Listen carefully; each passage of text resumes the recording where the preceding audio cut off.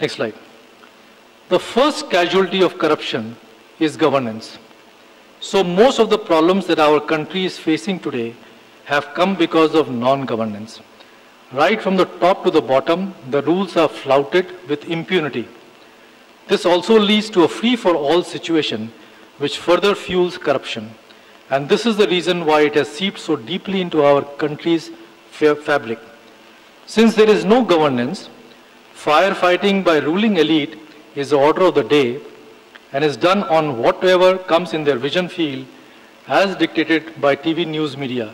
And I'm sure that every day you see Times of India, the Times network, and continuously the shrill voice, and this goes on and on.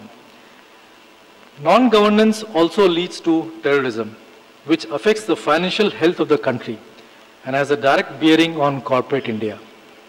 Thus, it is in the interest of corporate India to work for and further the cause of corruption-less society. The greed that fuels the corruption also shows up in other things. For example, a top corporate honcho jets frequently in his private plane to New York just for 4 hours of shopping. This is a fact. His state-of-the-art jet is used by all the top politicians.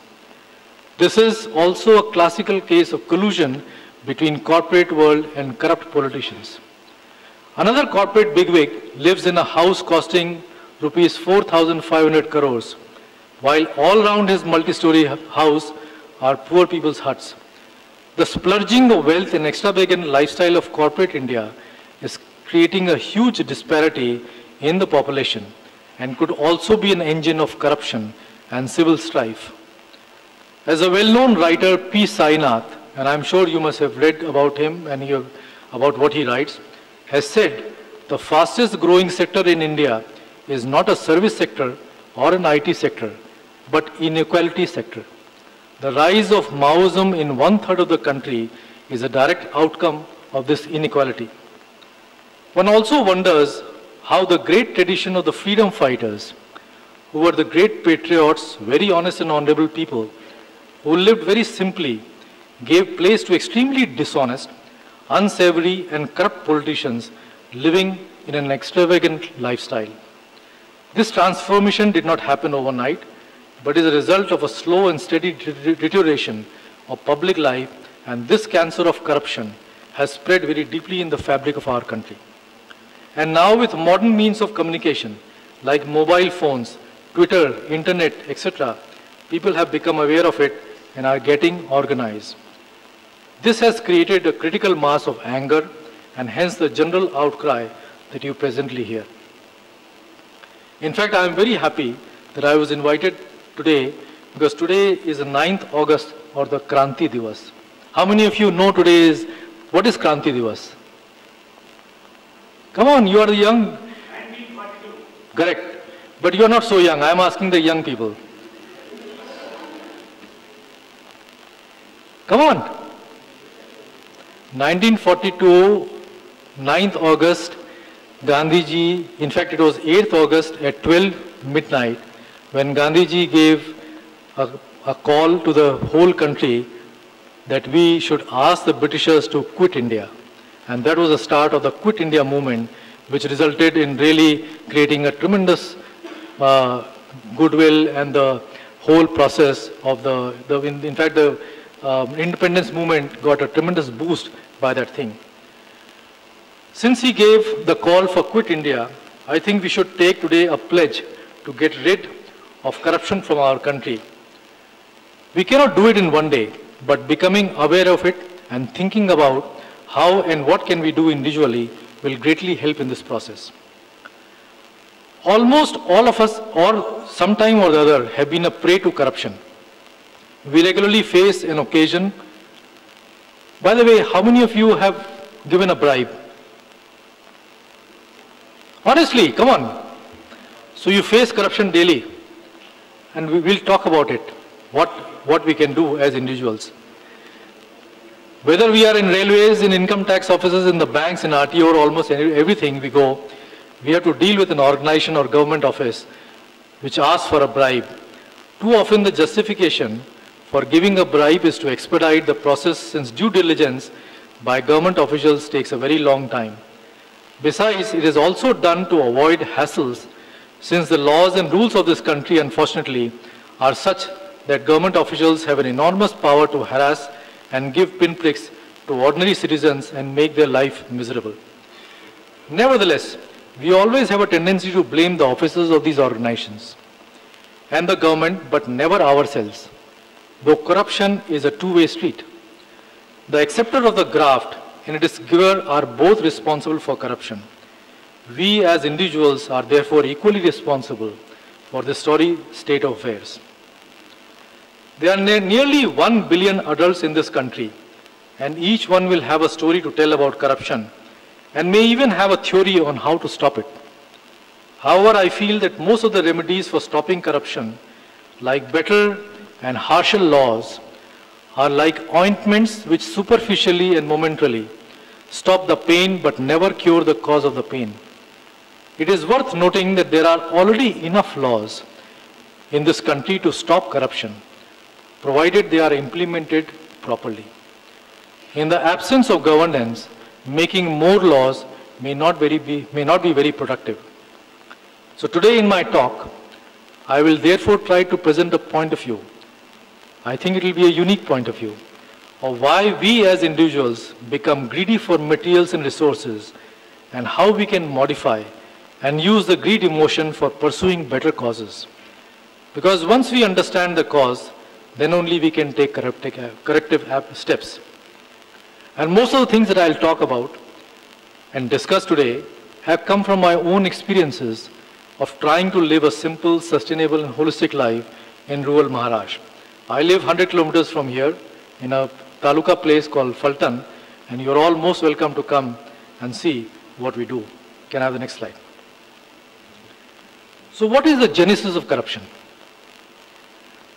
First of all of us aspire to have a good life and happiness. There are as many definitions of happiness as there are people.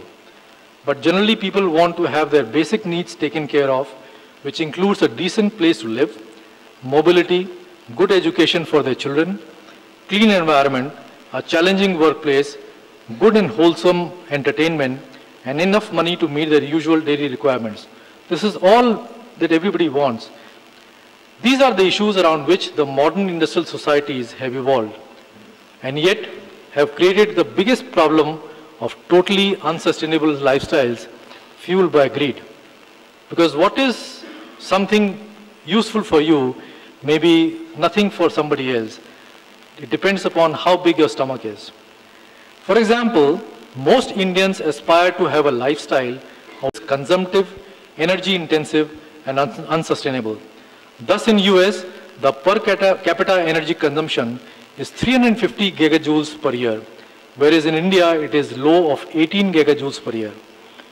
Don't look at the numbers may be different, just look at the comparison. If each citizen of India tries to live an American lifestyle, in which we all aspire, then the whole world's energy and resources will be needed just for India. And if the whole world wants to live an American lifestyle, then we will require the resources of 4 Earths to sustain that. It's extremely unsustainable, and this is not the answer. Besides being unsustainable, this lifestyle also leads to corruption, disparity, and other consequent social problems.